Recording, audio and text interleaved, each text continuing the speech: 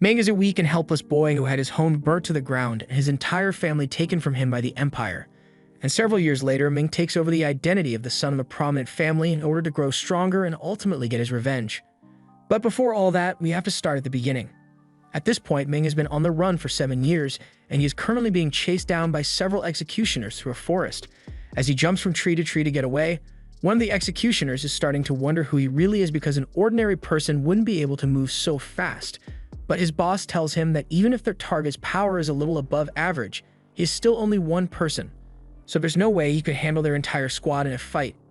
Eventually, the leader spots some fireworks in the distance, meaning one of his team members have spotted the boy, so he starts heading over to assist in taking Ming down. Ming continues running through the tree branches, but with the fireworks giving away his location, all the executioners are slowly closing in on him so he won't be able to evade them for much longer. And to make matters worse, this forest is home to several dangerous monsters, so Ming has to be very careful about where he lands. Ming tries to swing back into the treetops, but one of the executioners had managed to get in front of him. So before Ming even realizes what's going on, he gets kicked in the face and knocked back down to the ground. He is now completely surrounded, so the executioners prepare to jump him, but Ming refuses to go down without a fight. So as one of the executioners attempts to stab him, he knocks the guy away and steals his blade before stabbing him in the neck with it. Ming was about to do the same to the other executioners, but all of a sudden, an arrow comes flying at his head, so he's forced to back off for a second. He kicks 2 of the executioners away to create some space, but they keep coming after him. So he parries and dodges their attacks until he finally sees an opportunity to cut them down. Ming thinks he is finally safe, so he bends down and starts looting the guards' bodies to see if he can find anything valuable. However, an arrow suddenly lands next to him, and Ming can tell that it's not normal, so he runs away just before the arrow explodes. Ming looks up to see who was responsible for the arrow, and he is shocked to see 2 warriors from the Ministry of Justice here. The 2 are surprised that Ming was able to recognize them, but it makes things easier since he should already know that encountering them means he won't be able to survive. Ming asks why the Ministry of Justice would come after a law-abiding citizen like him, so the warrior read the charges against Ming. The letter says that 7 years ago, Ming's father committed treason against the emperor, so as punishment, his entire family was sentenced to execution. However, Ming managed to escape his fate somehow, so they are here to finish the job. Ming isn't just going to stand by and let them kill him, so he throws some rocks at the warriors to buy some time, but the archer fires several shots at Ming to keep him from escaping. And when Ming tries to run to safety, he is cut off by the barbarian woman and grabbed by the ankle. She is about to slam him into the ground with all her might, but at the last second, Ming uses a special technique to rearrange the bones in his leg, allowing him to escape her grasp. The archer warns the barbarian to be careful because it looks like Ming has a few tricks up his sleeve and they don't know what he might do next. Meanwhile, Ming is barely able to stand at this point. He is well aware that the barbarian is dangerous, but he gets the feeling that the archer is much more experienced, so he needs to be careful about how he deals with him. But for now, Ming needs to get back on his feet, so he drinks the health he managed to swipe from one of the executioners earlier. The barbarian then charges at him, so he is forced to back away, but he still has to worry about the archer, so he can't create too much distance here. Since he has no other choice, he imbues his blade with some energy as the barbarian lunges at him. And she clearly wasn't expecting him to be so strong because as their weapons clash, Ming is able to completely destroy her club, and while the barbarian is still confused, he's able to sneak up behind her and stab her in the neck. The archer is enraged by the death of his comrade, so he swears he will cut Ming to pieces even if it's the last thing he does. Ming realizes the archer is using talismans to fight, so he must be a chi cultivator, and Ming knows how terrifying chi cultivators can be, so he is not willing to run the fade. Ming starts running for his life, but the archer isn't letting him escape, so he activates his lightning skill and kicks Ming 100 meters through the forest. Now Ming has been backed up against the edge of a waterfall and he has nowhere to go. The archer lunges forward at Ming, forcing him to jump off the waterfall, but since Ming is going down anyway, he makes sure to take the archer with him. They both end up plunging into the lake below, and once Ming regains his bearings, he tries swimming back up to the surface, but the archer grabs him from behind and tries to strangle Ming. Ming manages to slip free from his grip and gets behind the archer to lock him in its chokehold. The archer begins struggling to free himself and reaches for his blade in an attempt to cut Ming down.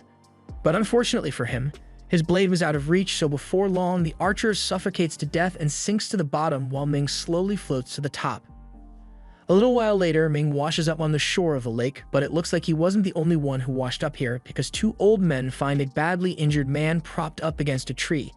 They are very disappointed because the man looks like he had some decent potential as a cultivator, But with that hole in his chest, even an immortal wouldn't be able to save him. The short one says they can't just let the young master of the Bai family die like this when they were tasked with bringing him to the savage ghost sect for his spiritual awakening. The tall one suggests they should just ditch him and run away, but the two of them already took payment from the Bai family, so they get hunted down if they ran away. Not to mention the fact that to take this job, they both swallowed a heart-relaxing pill that will kill them in 6 months if they don't return to the Bai family to give a report. In no uncertain terms, the two of them are screwed, so the tall one fires off a blast in frustration. The man's blast happens to hit a rock which Ming was hiding behind, and as soon as they realize there's a witness, they try to finish him off so he can't tell anyone what happened here. However, as the tall one tries to punch a hole through his chest, Ming subconsciously protects himself with an energy shield, something that shocks the two men because Ming's technique is similar to that of the Bai family. The two of them take a moment to inspect Ming's body, and just as they suspected, it looks like Ming has learned some basic energy control techniques, and his foundation is pretty solid. Moreover, he looks strikingly similar to the dead young master of the Bais, so the two come up with a plan and tell Ming that they will save him, but only under the condition that he lives under a new identity and does as they say.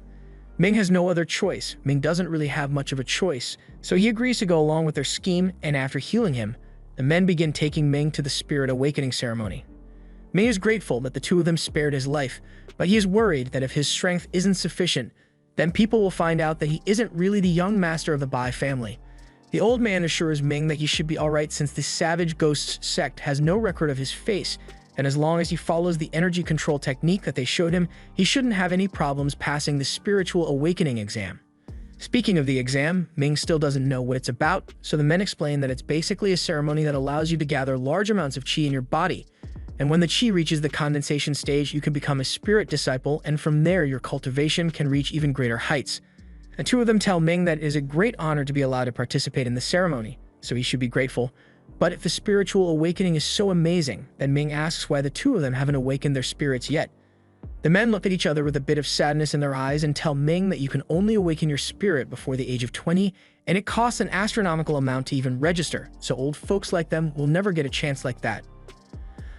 On top of that, only then the 5 major factions know the secret techniques to succeed in a spirit awakening, so it is very dangerous for regular people.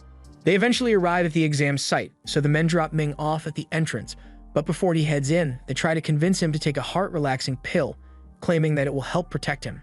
However, Ming isn't an idiot, so he knows the pill is really a poison that will kill him if he doesn't fulfill their requests. He asks the men if they really trust him so little, but given the fact that Ming is a wanted criminal in the Empire, they are a little worried that he might run away halfway through the exam. They assure Ming that even if he takes the pill, everything will be alright as long as he succeeds with the spirit awakening, but doesn't really believe them. However, it's not like he has a choice here, because if he doesn't do as they say, they will expose him as an outlaw and he'd be hunted down again, so he swallows the pill and heads inside for the exam. Inside, Ming comes across several powerful cultivators from prominent families, and a lot of people seem to know the young master of the Bai family. Although, all the rumors seem to say that the young master of the Bai family is a useless bastard, so Ming realizes his public image isn't good. Just then, the instructor for the exam, Fang, arrives and he tells everyone that he will be in charge of leading them to the spirit awakening ceremony, so anyone who wants to participate should follow him. All the participants start walking, but all of a sudden, a bunch of them begin to choke. So Ming realizes something is wrong and jumps onto the ceiling to analyze the situation. There are dozens of ghosts picking off the participants, but when one of the participants goes to ask Fang for help, he tells them that this is the savage ghost sect, so they better be able to deal with a few specters on their own. Most of the stronger cultivators here are able to defeat the ghosts fairly easily, so it's time for them to move on to the next phase, but along the way, Ming is approached by this guy. He offers to form an alliance with Ming so they can tackle the next phase together, and Ming sees no reason to refuse, so he goes along with the guy's suggestion. Although the guy is a little suspicious, so Ming keeps his guard up. While they are walking through the tunnel, he keeps looking around in case of an ambush, but the guy he formed an alliance with tells him there's no need to worry about anyone sneaking up on him since everyone else has already progressed to the next stage. And anyone that's still in the first stage by now definitely isn't strong enough to be an issue for them. But with that said, there's only a limited number of spots for the next phase, so the man really does intend to betray Ming. He steps back as some purple energy wraps around Ming, and once he is restrained, the guy explains that this is the second stage of the exam, the sacrificial cage. As the name implies, someone needs to be sacrificed here for the other to move on with the test, and unless you're a high-level cultivator, that purple energy will drain your power until you eventually die. Ming is furious and asks the man if he thinks the Bai family will let him live after killing their young master, but the guy says this is just how the game goes. The spiritual awakening ceremony is already dangerous to begin with, so anyone who comes here has accepted the fact that they may fail and die at any point. And besides, the Bai family is on the verge of being expelled, so there's nothing they could do about it anyway. Ming is actually kind of relieved to hear that death is a normal part of the exam because that means he doesn't have to worry about consequences if he accidentally kills someone. He gets back on his feet and begins charging up his energy until he eventually breaks through the energy chains. The man is terrified because he knows the real Bai Kongshin could never pull off something like that, so he figures out that Ming is an imposter. Ming is surprised that the man was able to deduce that much in such a short amount of time, but it's not like it matters because he won't survive long enough to tell anyone the truth. The man is starting to panic, but he doesn't want to die here, so he's getting ready to fight Ming. However, he suddenly feels a sharp pain in his hand, and it becomes very difficult for him to move. Ming reveals that he had poisoned the man in advance the moment they first met because he was worried that something like this might happen. The man lunges at Ming in anger, but in his carelessness, he gets caught by the purple chains and he is completely drained of his energy a few moments later. Ming continues through the tunnel until he eventually arrives at the exit where many other cultivators are waiting. Fang tells everyone that they were lucky to have made it this far, but the true test is yet to begin because this is where they will undergo their spiritual awakening. This arena was specially made to allow several different groups to take part in the awakening at the same time, so they need to prepare themselves. Ming is still a little shocked that over half of the initial participants have already died, but it looks like there are even greater risks with the actual awakening. A few of the participants notice that there are already a lot of people seated inside the energy circles, so Fang explains that those are the members of the Savage Ghost sect who have been nurturing their spiritual energy since childhood. There are 5 circles in total, and Fang reserved 3 of them for the members of his sect, so he tells the rest of the participants that they are going to have to use the leftovers. The participants are outraged because their families paid good money for them to undergo this awakening, so it's not fair for Fang to monopolize a majority of the resources. But Fang doesn't care about fairness at all. He's the one who sets the rules here, and if they don't like how he allocated the resources, then they are free to leave. The participants have no choice but to go along with Fang's orders, so they all squeeze into the final 2 circles and get ready for the spiritual awakening to begin. Once everyone has settled in, Ming notices a beautiful girl sitting across from him, and when she looks his way for a moment, he begins to fall in love.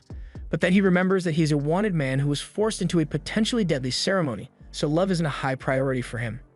The girl is surprised that her spiritual charms didn't work on Ming and she is starting to take an interest in him, but there's no time for distractions right now as the spiritual awakening is about to begin. Each pathway is filled with dense liquid energy, so when all the circles have been filled, the formations are activated to enshroud an incredibly dense spiritual energy which they must absorb. Within seconds, several cultivators fall to the ground, unable to overcome the incredible pressure. However, the more skilled cultivators don't seem to be having much trouble. Since Ming is new to the world of cultivation, he is struggling a little, but with the energy control techniques he was taught, he is eventually able to stabilize his spirit. Now all that's left is for him to absorb as much extra energy as possible so that he can open his meridians. While all this is going on, the leaders of the 8 branches of the Ghost sect all meet to watch the progress of the candidates. The sect leader is quite impressive with the performance of the participants this year, but he heard that the other leaders have a few people in mind whom they would like to recruit. He heard that Shu and Lin got into an argument over a particular disciple and even arranged a duel to decide who would get him. Lin pleads her case and reminds the sect leader that she was the one who discovered the Kalin nightmare body, so she has the right to take her as her disciple. All the branch leaders are shocked to find it hard to believe that someone here really has a nightmare body, but there's no reason for them to doubt Lin's testimony because moments later, the nightmare body is manifested right before their eyes. It only has 6 veins at the moment, but with the girl's mass control ability, the sect leader agrees that she would be a great asset to their sect. The sect leader asks Guy if he has his eye on any of their faction's disciples, but Guy tells him he doesn't really want to compete with the rest of them for disciples, so he's fine with choosing a few of the foreign awakeners. The sect leader asks him if he's sure about this, since even if the foreigners manage to awaken, they will most likely only end up with 3 veins, which is relatively low in comparison to the Ghost faction's disciples. Guy is aware of that, but his branch doesn't have as many resources as the others, so all he asks is that if any of the foreigners are fortunate enough to awaken, then the rest of his fellow branch leaders shouldn't steal them away from him.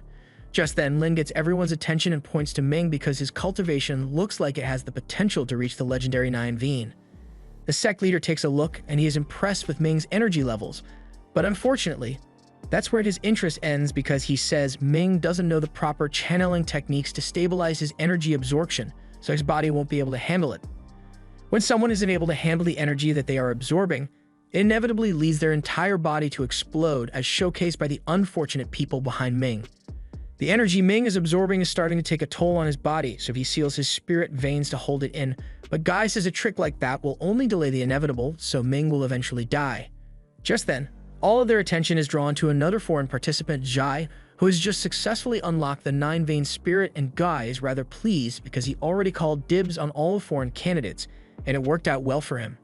However, all of a sudden, the final branch leader, Lei, shows up and tells everyone that Jai is his nephew, so he's going to take him on as a disciple. He makes the argument that he is already familiar with Jai's thunder attribute, so he would be the best teacher for him. Gui is disappointed that such a talented disciple is being taken from him, but since Zai is Lei's nephew, he agrees to let him go. But he asks everyone to agree that they will let him keep any of the remaining foreign awakeners. None of the branch leaders have any objections, and the sect leader is in support of Gui's requests, so there shouldn't be any more issues for him. However, a few moments later, another participant awakens, and this one absolutely stuns everyone because he surpasses all their expectations. His vein count rises all the way up to 9, but it doesn't stop there. It keeps going until the participant reaches 12 spirit veins, and this is almost unheard of, so he quickly reminds everyone that he called dibs first. But the sect leader is sore loser, so he flexes his power and announces that he will be taking that 12-vein participant as his disciple. Gui is dejected, but there's nothing he can do since he doesn't have the power to stand up to the sect leader, so he's forced to just pick a disciple from the remaining candidates.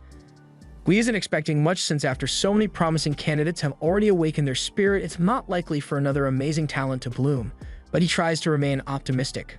As he looks out into the arena, he spots Ming still working hard to contain his energy, and Gui is intrigued because he was sure Ming would have exploded by now.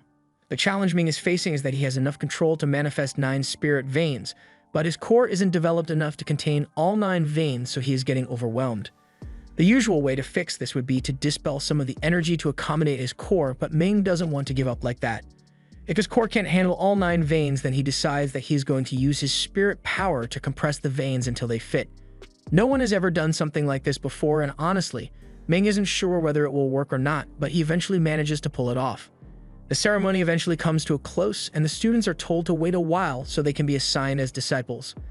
Most of the others who manage to awaken got spirit veins that are long and thin, but because of Ming's unique method, even though he only has 3 spirit veins, the veins are massive.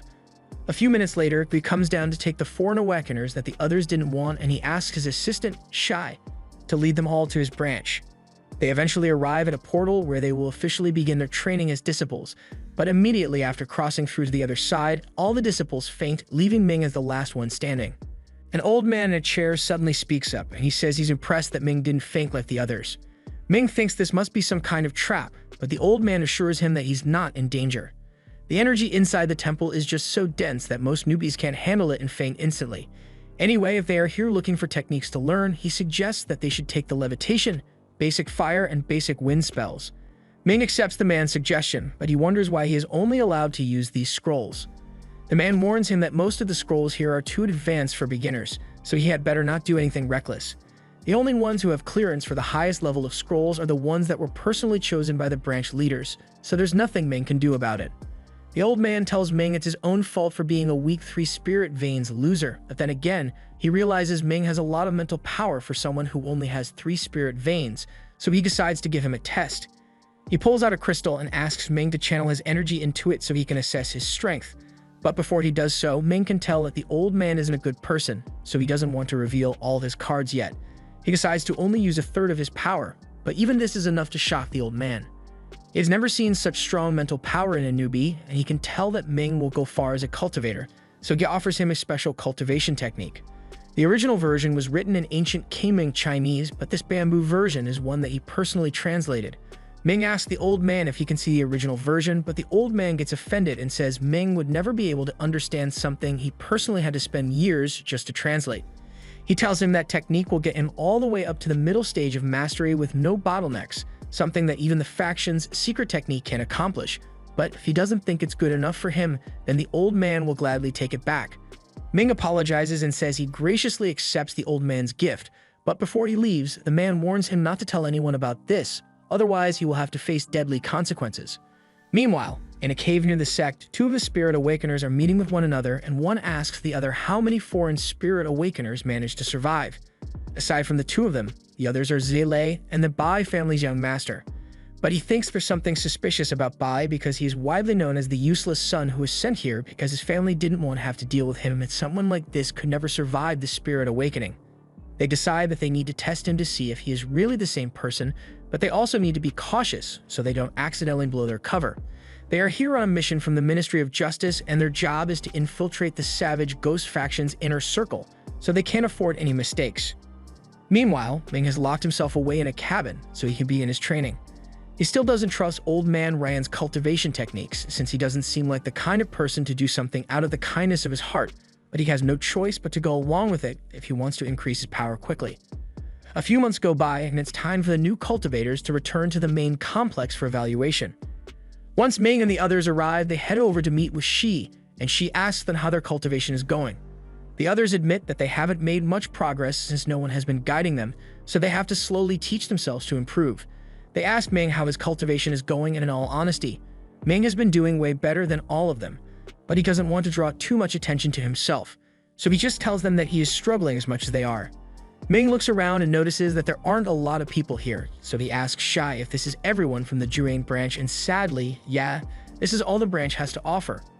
Shai explains that this branch is the most neglected out of the 8, so they are lucky that they even get to participate in a tournament like this in the first place. He tells everyone that they need to try and win as many rewards as possible to help speed up their cultivation journey, and their eyes all light up at the mention of rewards. They ask what rewards Shai is talking about, so he says he knows there should be Huyuan pills available that can increase cultivation speed, but aside from that, he's not sure what the other rewards could be. In any case, he tells everyone to do their best because the tournament is about to begin. Shortly after, the branch leader arrives and gives a little speech, telling everyone that the path of cultivation thrives in diligence, so lazy people will never succeed. But just as he says this, the laziest MF imaginable comes crashing out of the sky. This is Zhu, and he is one of the masters here. But he is late because he spent last night drinking and has a massive hangover. Once Zhu composes himself, he warns all the students not to be lazy like him, otherwise he will beat them up. But with that said, the reason he is here is to help assess the students' cultivation levels, and if they manage to impress him, then he is prepared to reward them generously. The students don't seem excited after Zhu's announcement, so he decides to show them what he is offering and summons several gourds.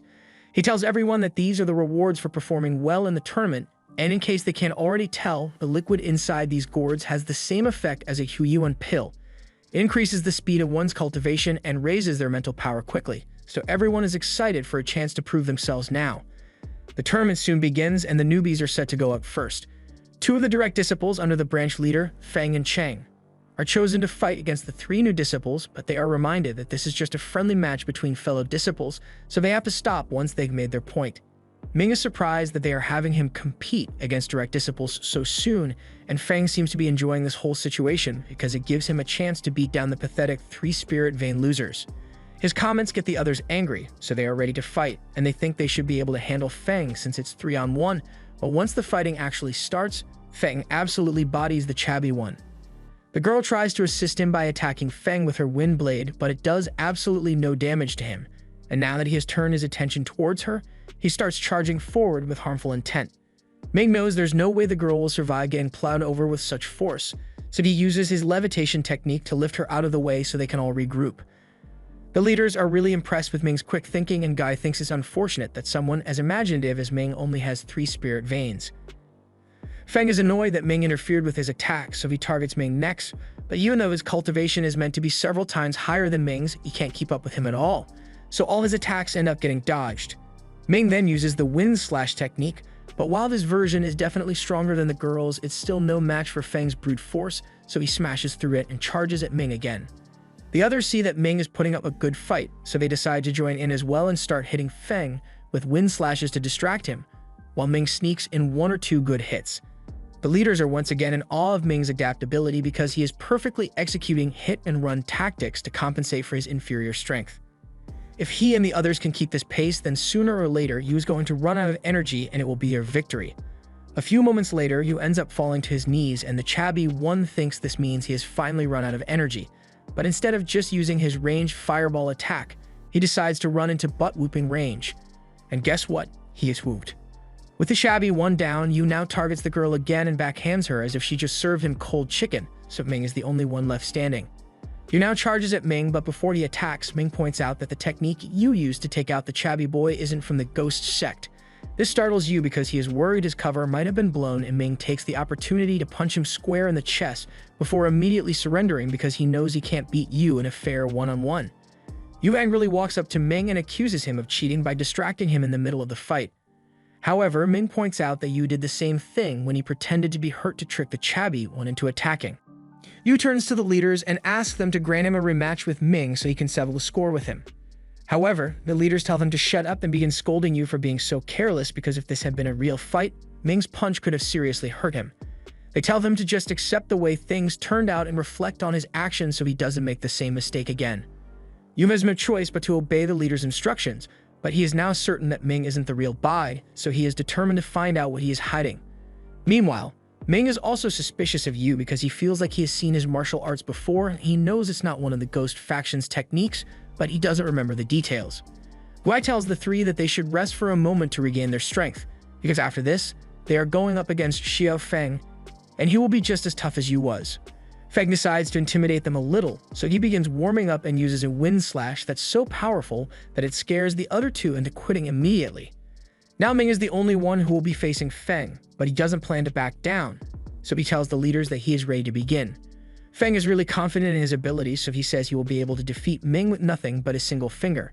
Feng generates an ice spike, which intrigues the leaders because an ice spike is a complex intermediate spell, so he must have worked very hard to master it. Feng launches the ice at Ming, so Ming moves his head out of the way to avoid being hit. However, Feng already planned for that, so he takes control of the ice and redirects it.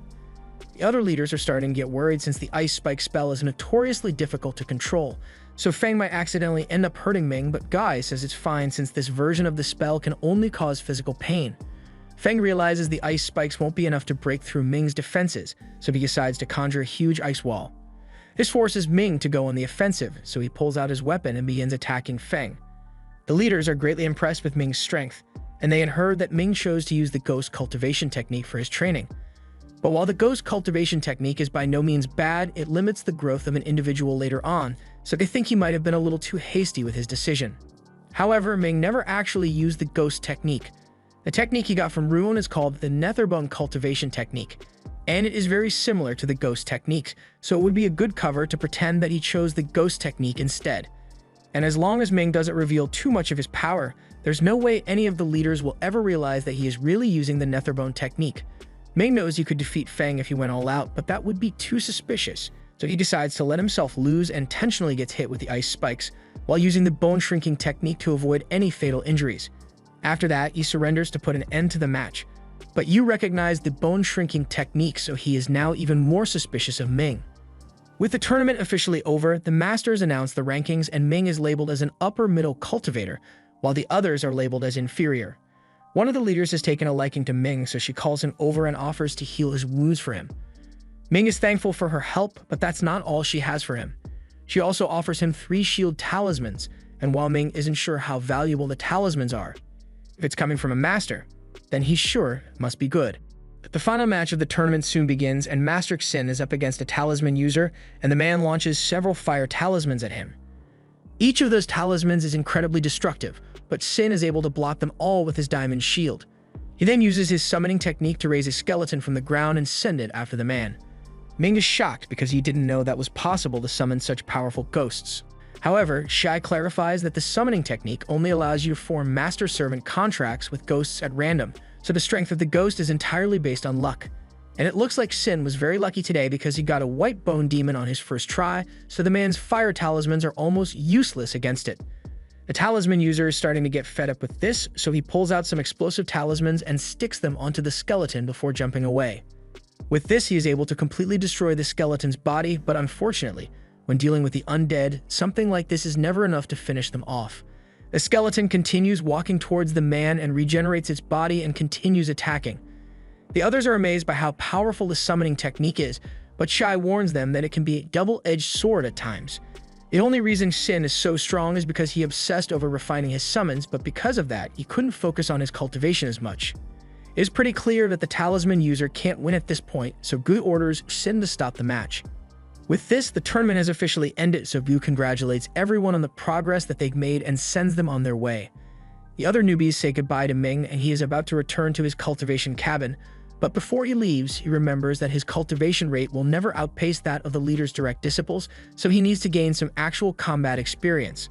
Normally, he wouldn't be allowed to use the main compound's training equipment, but since he's already here, so he decides to ask the caretaker to let him use the training simulation. He asks to fight one bone demon, so the caretaker tells him it will cost him 1 spirit stone.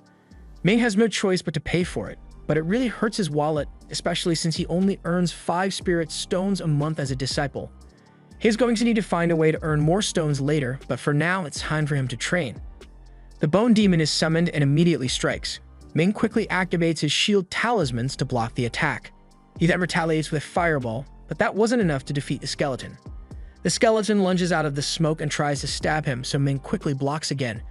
And while the skeleton is stun-locked, Ming manages to punch it hard enough to finally put it down. He is honestly surprised that the shield is so effective, even though he hasn't had the time to refine it yet, but he is even more amazed by how difficult it was to defeat a regular bone demon. It is now certain that he needs to learn the summoning technique, but before that, he needs to take a bath. Ming heads home and hops into a bath, but while he's busy cleaning himself, he suddenly realizes that a woman has been standing next to him this entire time. Ming freaks out, but the woman tells him there's no need to be shy since she's going to become his wife soon. Ming has no idea what she's talking about, but Mu explains that her family made a deal with the Bai family, stating that if both of them managed to pass the Spirit Awakening ceremony, Mu would have to marry him and become his cultivation partner. This is the first time Ming's heard about any of this, so Mu asks him if he's not happy with the arrangement. She's honestly surprised he hasn't tried to fondle her yet, since the young master of the Bai family is known to be quite a degenerate.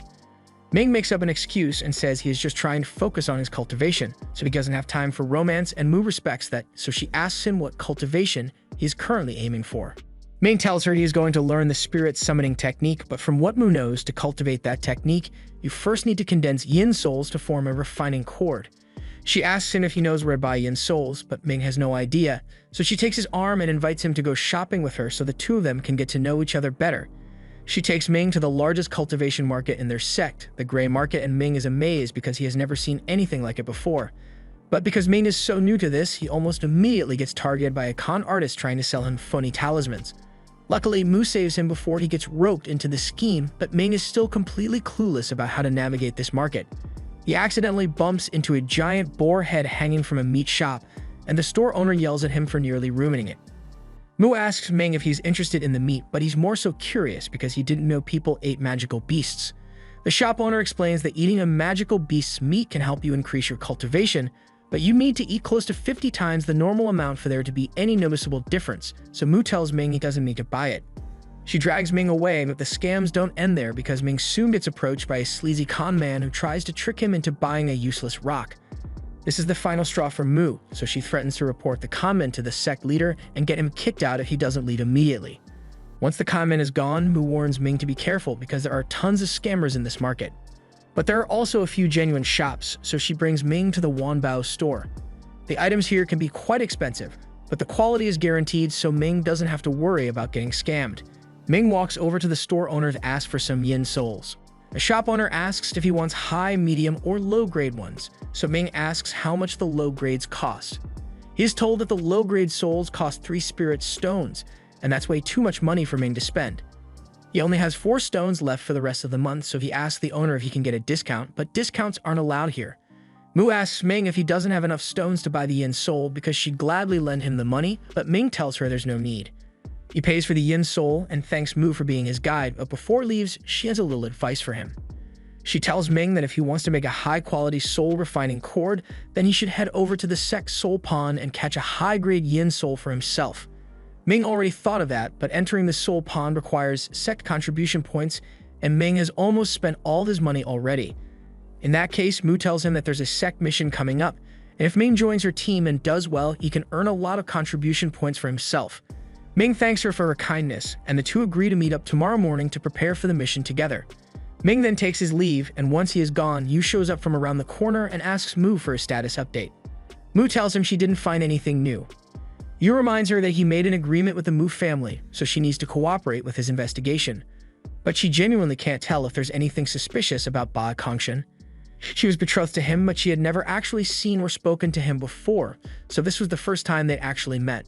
If anything, she thinks Yu is the suspicious one because he is going to such great lengths to investigate someone who hasn't caused any trouble. But Yu is still convinced that there's something shady going on with Bai, so he plans to investigate things on his own from now on. The day of the mission finally arrives, so Ming meets up with Mu near the site. He took a look at the mission's requirements on his way here, and since all they need to do is gather materials, he thinks it should be pretty easy.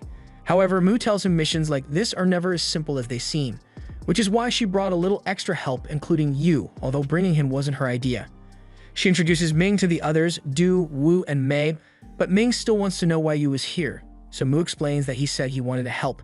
Ming isn't in a position to object to her decision, so he decides to just go with it even though he doesn't trust Yu. Now that everyone has met each other, Mu says it's time for them to head into the mountains and begin their mission. It won't be easy to gather the fruit from the mountain, especially since the black butterflies guarding them will swarm and attack as soon as they approach.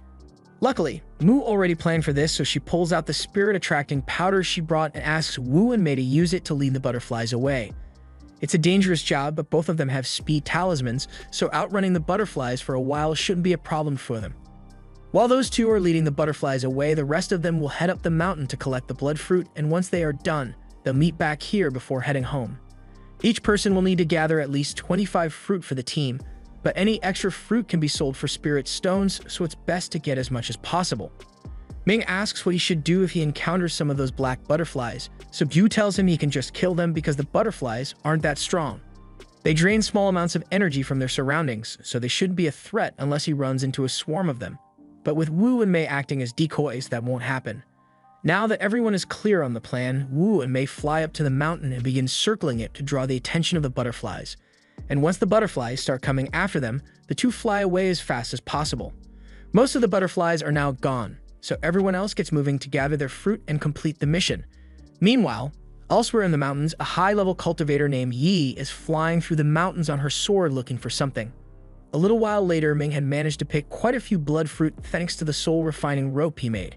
It may not be high quality, but it is really useful for scaling the mountain.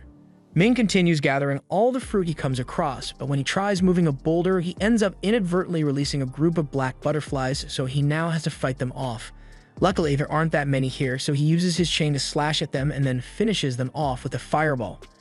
However, just when he thinks he can finally relax, he is suddenly captured by a binding spell you place on him. This particular spell was made to be effective against cultivators, so while he is bound, Ming won't be able to use his spiritual energy at all. Ming asks Yu why he is doing this, so Yu tells him he just has a few questions he wants answered, so he appreciates Ming's cooperation. After all, it would be a shame if Ming were to suddenly go missing out in these mountains, especially since 3Ving cultivators aren't worth much to the sect. First, he asks Ming if he has any connection with Xiang Island, but Ming says he has never heard of it before. In that case, Yu asks him how he learned the bone shrinking technique that he used during the tournament because that's something that's only taught on Xiang Island. Ming realizes he might have blown his cover by using that technique, so he won't be able to talk his way out of this, but he can't reveal that he really was on Xiang Island. He tells Yu that he indeed learned the technique, but he says he just found a manual on the corpse of a fugitive and used that to learn the technique. He starts asking a lot more questions, but all of a sudden, the two of them are attacked by a liquid yin condensation rat beast. This is a monster so powerful that Yu stands no chance, so he immediately runs away, but not before throwing Ming at the rat beast as a distraction. Yu then flies away, and the entire time he is smiling to himself because he finally has a good excuse for Ming's death. Ming is now left alone to face the monster, but no matter what he tries, the rat is simply too quick and powerful for him to fight head-on. Ming gets slammed into a rock, and he realizes he's really going to die here if he doesn't do something soon. So even though he doesn't really have a plan, he's not going down without a fight. He summons his spirit weapon at full strength and charges at the rat, managing to slash it across the torso and cut off its tail. But while he may be able to do damage against it, he is still taking a lot of damage in return, so he won't last much longer. Just then, Yi shows up and she sees Ming struggling against the rat beast, so she sends a rain of lightning swords down to help. This scares the rat off, but that's not a good thing since Yi's goal was to finish it off. She creates a whirlwind in the sky to suck the rat up, but she inadvertently drags Ming up as well, so he gets sent flying through the air. He manages to regain his footing by summoning his nimbus, but almost immediately after, he gets grabbed by the rat's tongue and is nearly eaten. He realizes that the rat is trying to drink Ming's blood so it can regenerate, but she won't let that happen. So she cuts its tongue off and the rat scampers away in pain. She now has to go hunt it down again, but she's going to need some bait, so she grabs Ming against his will and throws him into the area the rat fled to. The crash landing knocks Ming out, and by the time he finally wakes up, he finds the rat staring straight at him. It launches several spikes at him, so Ming pulls out his shield to defend himself. But just as the spikes are about to make impact, Yi jumps in and uses an artifact to absorb them all. The rat now turns its attention to her and launches more spikes, so she puts up a shield to block them. However, she underestimated how powerful the spikes could be, so one spike manages to break through and nearly hit her beautiful face. This gets her angry, so she locks in and returns fire with dozens of lightning swords, but to her surprise, the rat is still alive, although it's heavily injured now. Yi doesn't want to take any chances here, so she uses one of her secret techniques and brings a giant lightning blade down on the rat. Its body is completely destroyed, but its soul fragments still remain intact, and it'd be bad if it managed to possess a vessel. So Ming tries to stop it from escaping, but the soul fragments are too fast for him to catch up to. Fortunately, he already saw this coming, so she uses her swords to destroy the remnants of the rat's soul and uses her artifact to store the sliced-up rat body. Now that it's over, Ming can see that the difference between him and high-level cultivators like Yi is far greater than he ever could have imagined. He was fighting for his life against that rat, but Yi fought it as if it were a minor inconvenience to her. Speaking of inconveniences, Yi addresses Ming and tells him his fighting skills are pathetic, but he did serve as good bait, so he deserves some kind of reward for his role. She tells him that when she chopped up the rat, some of its body parts fell down into the ravine, so if he is willing to go looking for it, then he is free to keep anything he finds. She then turns around to leave, but before that, she asks Ming to tell her what cultivation he is currently using. Ming explains that he is practicing the ghost spirit technique, but Yi doesn't really believe him because she can tell that his technique is different from the normal ghost technique. She doesn't know what specific cultivation Ming is using, but she tells him that whoever taught him the technique messed up really badly because it has a major flaw. Ming is starting to get worried, so he asks her to tell him what the flaw is, but Yi doesn't see a point in getting involved with his cultivation. So she tells him it's his problem to deal with and flies away. Meanwhile, back at the base of the mountain, Yu has just finished telling everyone about the monster and how it has probably eaten Ming by now. But he leaves out the part about him sacrificing Ming as bait so he could escape on his own. Mu can't believe a monster like that would show up on this mountain since there have never been any reports like that in the past, but she does recall sensing a strong presence a few moments ago, so she assumes a high-level cultivator must have arrived to deal with it. With that said, the others are wondering why Ming wasn't able to escape the rat since his skills should have been more than enough to get away. Unless, of course, someone threw him at the rat as bait, but no one would be sinister enough to do that. Right. Yu speaks up and says he doesn't think Ming made it out alive because while he was fleeing, he saw the rat heading towards Ming, but he definitely had nothing to do with that. Mu is saddened by the thought that Ming might have died, but for now, they need to finish their mission, so she asks everyone to give a tally of all the fruit they gathered so far. Their goal was to gather 100 fruit, but as of right now, they only found 60. So Mu tells everyone that they'll have to go out and gather more so they can meet their quota. And while they're out, everyone should keep an eye out for Ming in case he managed to survive. At the same time, Ming is currently searching through the ravine to find the remaining pieces of the rat, but these don't look very valuable, so he's starting to think he may have gotten scammed on his reward. Just then, he spots a piece of the rat's body that's still moving on the ground, and this looks like it could be worth a lot. But as soon as Ming picks it up, some of the rat's energy flows into his head, and he screams out in pain. While Yu was leaving the mountains, she is confronted by a fellow Taoist named Yan. He acts like he didn't recognize her at first, but Yi knows he knew exactly who she was when he confronted her, so he must have been trying to mess with her. Yan asks her what kind of beast she was hunting, so Yi informs him that it was a demon rat, and Yan is surprised to hear that since demon rats aren't strong enough for someone as powerful as Yi to be concerned about them. However, Yi tells him that this was no ordinary demon rat, it was one on the verge of reaching the crystal formation stage, and Yan is speechless upon hearing that.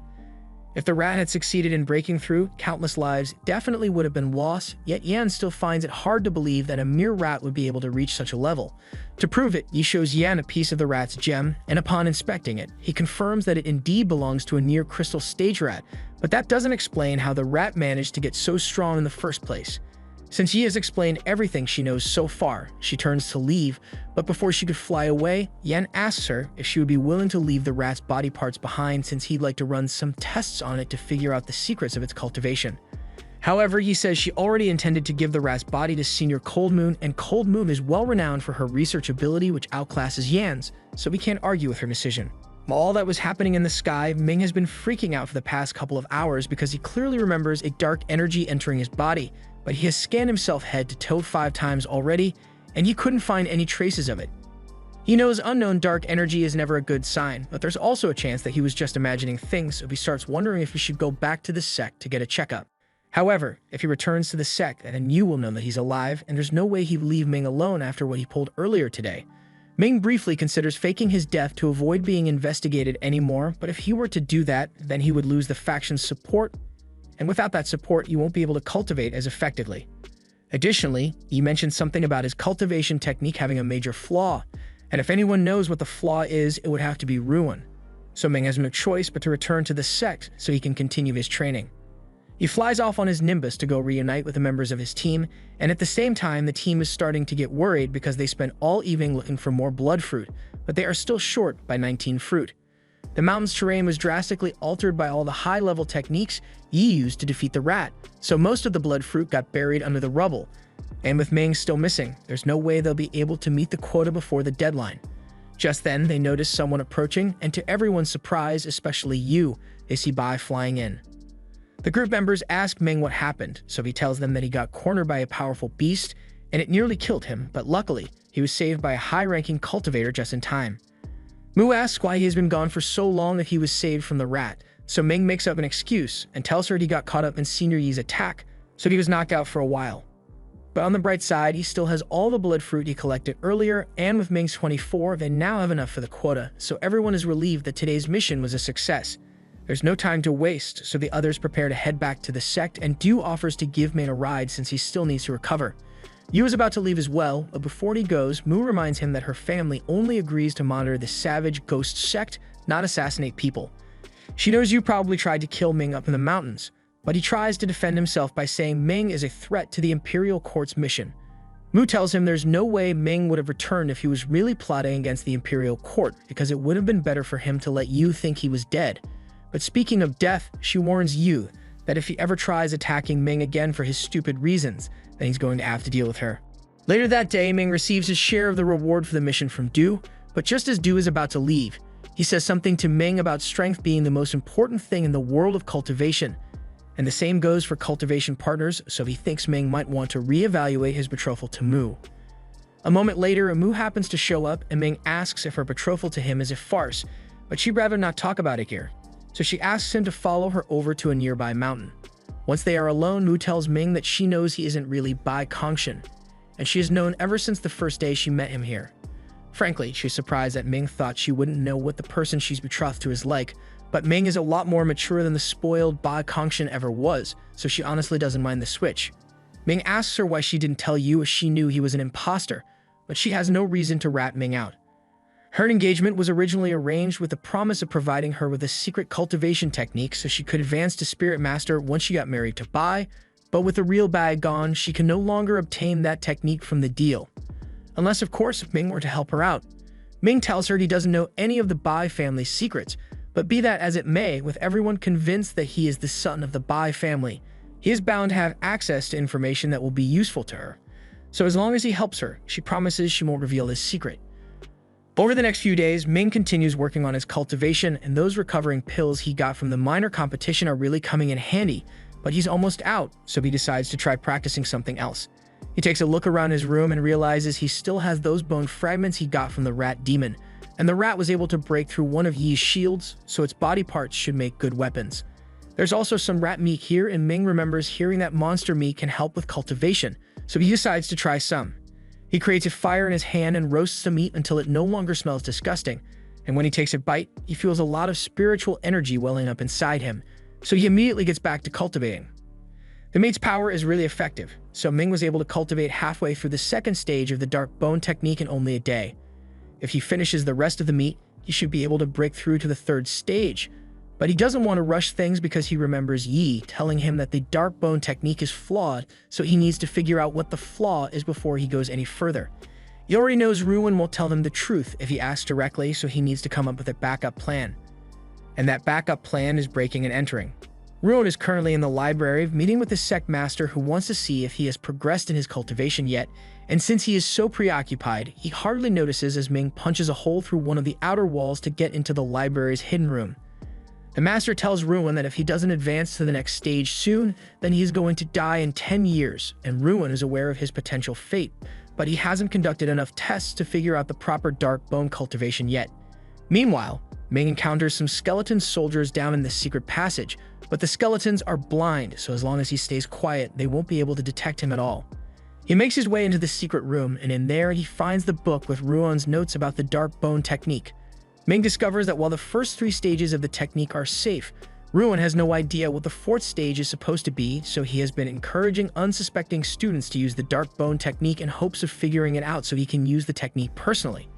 It involved a lot of the students dying for his selfish goals, and that's a sacrifice that he was willing to make, but Ming doesn't appreciate the fact that he had been tricked into becoming one of those sacrifices.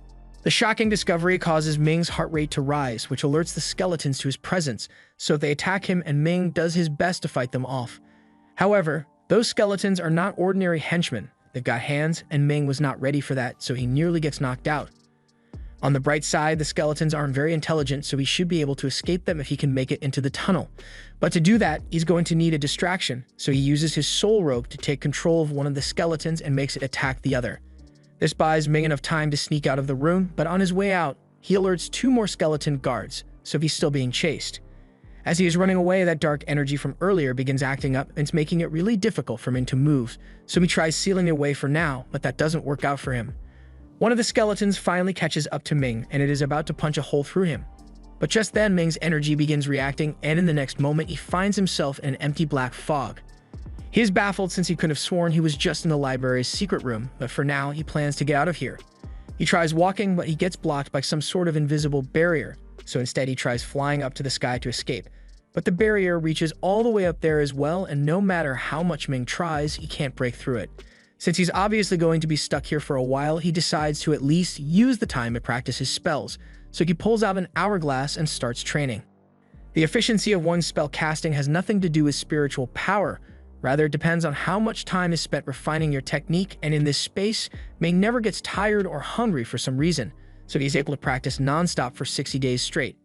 Eventually, his spells become incredibly powerful, but it's still nowhere near enough to break him out of this prison, so he's starting to wonder if he will be stuck here forever. However, once the 60th day is over, Ming is suddenly teleported out and wakes up back in his body, but he is shocked to find himself in the exact same position he was in before he got trapped. Luckily, all the training he did in there has made his spells significantly stronger, so he's able to destroy the skeletons and escape with ease now. A little while later, Ruin and the Master arrive to see what happened, and Ruin is shocked that someone was able to destroy his skeletons so easily.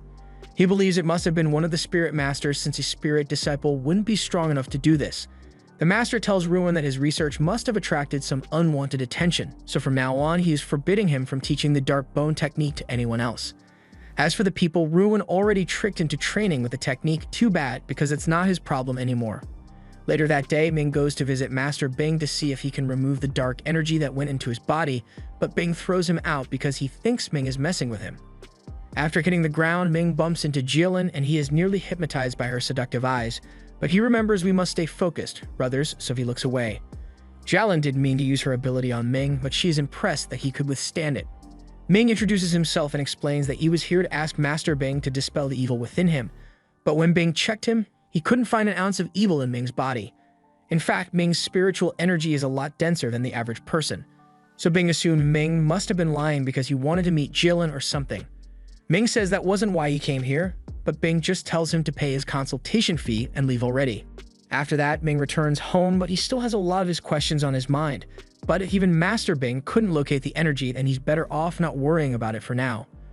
On the bright side, Ming was able to swipe some good spirit recovery medicine from Ruin's secret cave, so he should be able to continue his cultivation now. According to the records, Ruin wrote the first 3 stages of the Dark Bone technique should be safe, but the 4th stage is where people kept dying, so Ming is going to have to be careful about that one.